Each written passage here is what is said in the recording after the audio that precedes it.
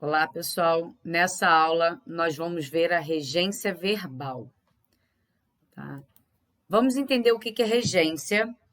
Regência é a parte da gramática normativa que estuda as relações entre os termos da oração, verificando se um termo serve de complemento do outro. Nesse caso, pode ser um verbo ou um nome, que nome em português significa advérbio, adjetivo e substantivo, certo?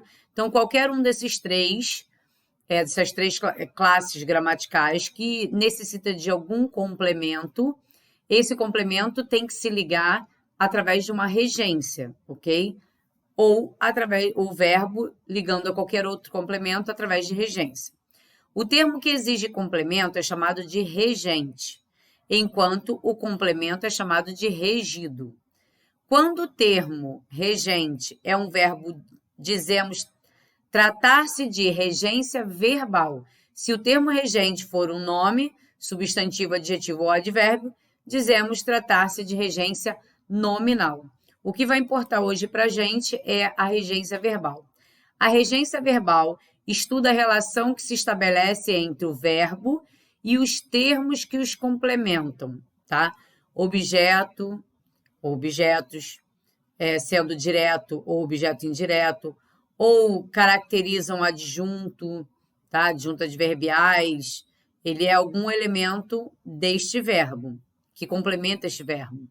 O estudo da regência verbal permite-nos ampliar nossa capacidade expressiva, pois oferece oportunidade de conhecermos as diversas significações que um verbo pode assumir com simples mudança ou retirada de uma preposição.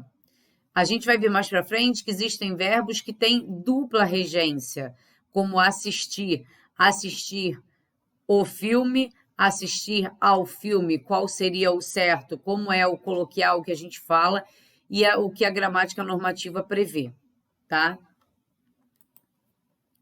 Então, a regência verbal, há verbos na língua portuguesa que exigem a presença de outro termo na oração a que pertence, ou seja, que precisa de um complemento. Quando um verbo exige a presença de outro termo na oração, ele se chama regente e a palavra completa, o seu significado, chama-se regido. Então, como exemplo, a gente tem o homem ilustrava o seu carro novo. O homem ilustrava. Quem ilustra, ilustra alguma coisa, certo? E aí, o que é? O que vem depois? O seu carro novo. Então, regente é o verbo ilustrar e regido o seu carro novo.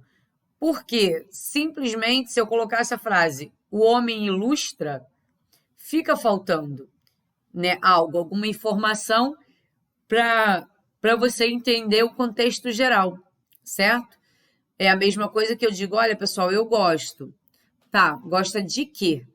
Então, há uma necessidade de um complemento para o entendimento, certo?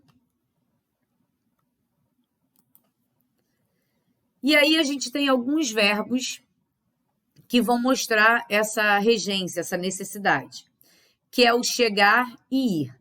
Deve ser introduzido pela preposição a e não pela preposição em. Há uma grande possibilidade de erro na nossa fala, tá? Em relação a esse verbo. Vou ao dentista e não no dentista. Cheguei a Belo Horizonte, ok? Morar, residir.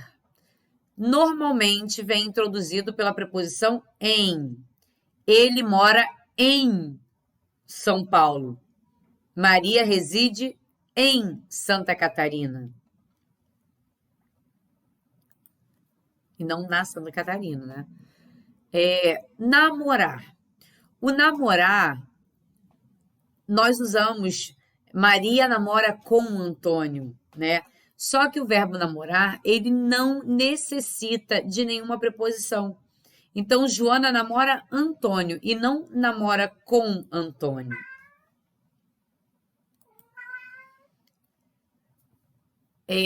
obedecer, desobedecer.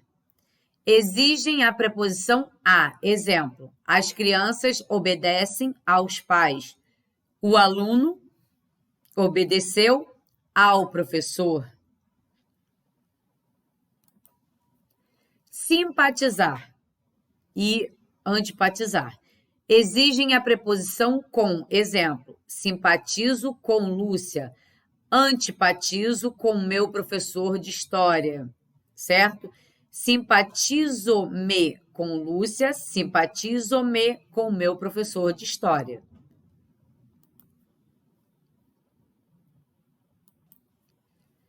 Preferir. Este verbo exige dois complementos, sendo que um é usado sem preposição e o outro com a preposição a. Prefiro dançar a fazer ginástica. Dicas. Segundo a linguagem formal, é errado usar este verbo reforçado pelas expressões ou palavras antes, mais, muito, 1000 vezes. Então, prefiro 1000 vezes dançar a fazer ginástica. Na próxima aula, nós veremos os verbos que apresentam mais de uma regência. Então, até lá!